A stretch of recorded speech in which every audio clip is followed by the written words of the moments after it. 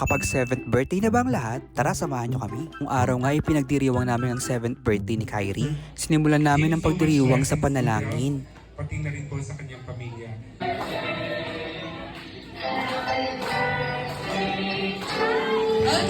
Malo sa pagdiriwang ang kanyang mga kaklase, kamag-anak at mga very supportive na ninong at ninang. Siyempre pag may birthday, siguradong may palaro.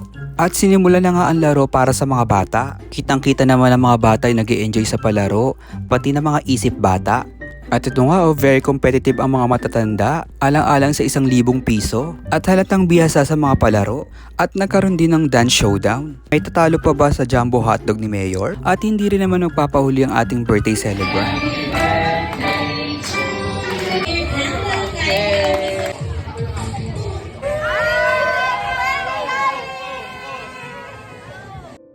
Bye! Follow for more!